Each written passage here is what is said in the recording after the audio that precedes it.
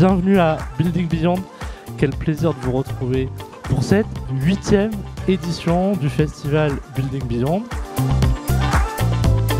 Nous sommes dans l'accélération de la 4e révolution industrielle qui prend racine dans différentes chaînes d'approvisionnement, que ce soit celle de l'énergie, celle des matériaux, lithium, terres rares, cobalt, aluminium. Les entreprises vont faire face à des problématiques d'inflation, potentiellement des disruptions de chaînes d'approvisionnement, que ce soit sur l'énergie ou que ce soit en matériaux, en minerais. Pour s'adapter à ce contexte, les entreprises peuvent mettre en place ce qu'on appelle l'économie circulaire. De façon très simple, c'est comment mettre en place un modèle d'affaires qui, en amont de la chaîne de valeur, préserve les ressources et en aval ne produit aucun déchet. L'objectif aujourd'hui, c'est de faire passer à l'échelle cette économie circulaire. Et un des leviers clés auxquels on croit beaucoup chez Circulaire, c'est la création de coalitions. Une coalition, c'est rassembler 5 à 10 acteurs industriels autour d'un challenge commun lié à l'économie circulaire pour faire passer à l'échelle ces solutions.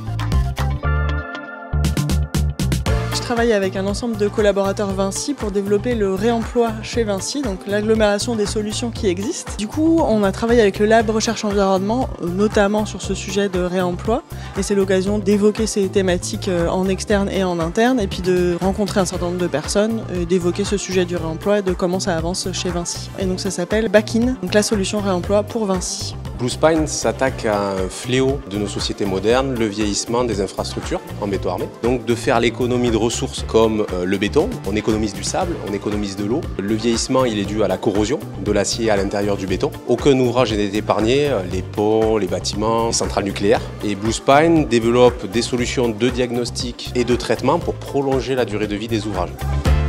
Le cadre législatif est essentiel pour accompagner l'économie circulaire aujourd'hui en France, mais plus largement dans l'Union européenne, parce qu'il y a de véritables enjeux à la fois de compétitivité, de souveraineté, de transition écologique.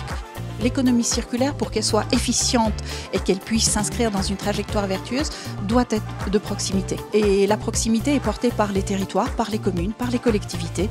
Il était fondamental que l'on puisse s'y intéresser de près.